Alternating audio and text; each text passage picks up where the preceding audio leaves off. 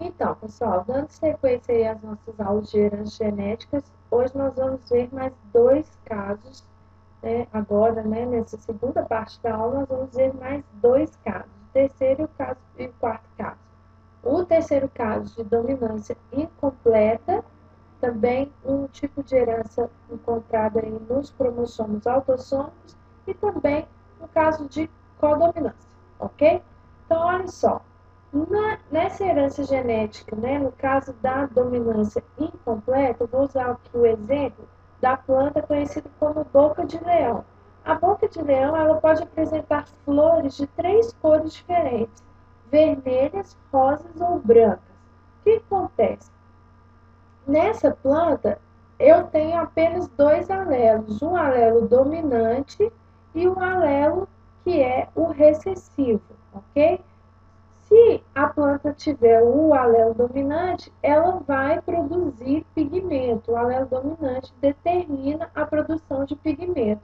E o alelo recessivo, ele não determina a produção de pigmento. Então, plantas com alelos recessivos não produzem o pigmento que dá a cor, que é a substância que vai dar cor às pétalas das flores. Então, o que acontece? Eu tenho três genótipos possíveis: o homozigoto dominante, vezão, vezão, o heterozigoto, vezão, vezinho, e o homozigoto recessivo, tá? Vou escrever esse V aqui de outra forma, assim fica melhor, né? Para vocês identificarem o recessivo e aqui o dominante. Então, olha só, quando a planta tem o alelo que é dominante, ela vai produzir o pigmento vermelho. Então, se a planta é duplo homozigoto, né, duplo dominante, é homozigota dominante, ela vai ser vermelha, ok? Se a planta possui um alelo dominante e um alelo recessivo, esse alelo dominante ele vai permitir a produção de pigmento, mas o alelo recessivo não. Então, imagine uma quantidade X que a planta homozigota recessiva produz de pigmento. No caso da dominância incompleta, se a planta tem apenas um alelo dominante, ao invés dela produzir X de pigmento, ela vai produzir X sobre 2. Por quê? Porque um alelo determina a produção de pigmento, mas o outro não. Então, ela produz a metade da quantidade de pigmento necessário para colorir as pétalas. Assim, as pétalas apresentam uma cor um pouco mais fraca, que é a cor rosa. Já o terceiro genótipo, em que a planta tem os dois alelos recessivos, ela não vai produzir quantidade nenhuma de pigmento.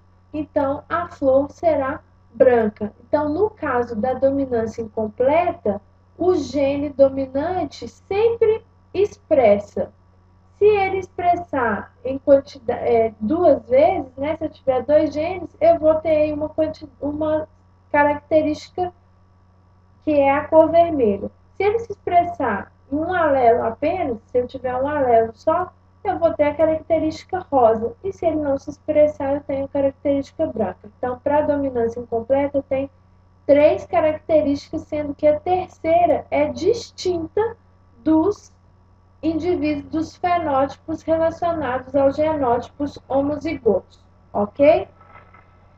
No quarto caso das nossas aulas sobre herança, nós vamos ver a codominância. A codominância, ela está presente, por exemplo, no sistema MN, né, do sangue de humanos.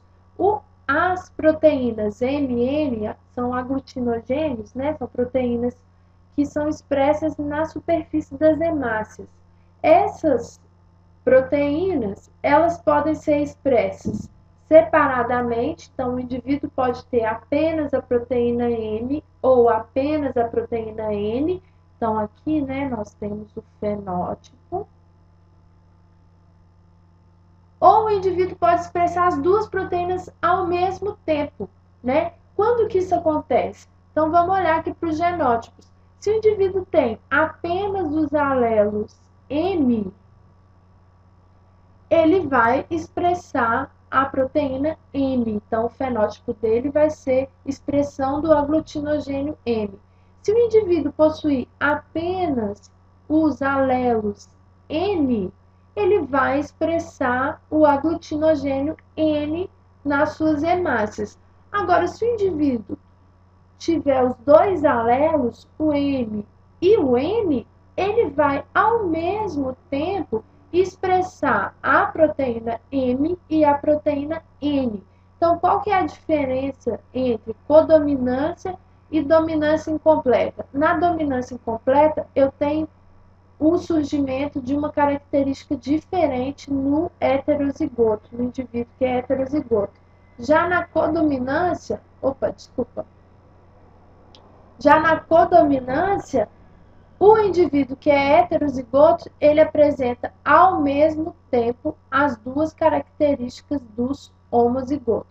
Então, aqui no caso do sistema MN, o indivíduo apresenta os dois tipos de proteína nas suas hemácias, ok? Espero que vocês tenham compreendido. Assistam aí as próximas aulas no site do quadro.com.br. Lá também vocês podem assistir aulas de matemática e de física. Aproveitem. Um abraço.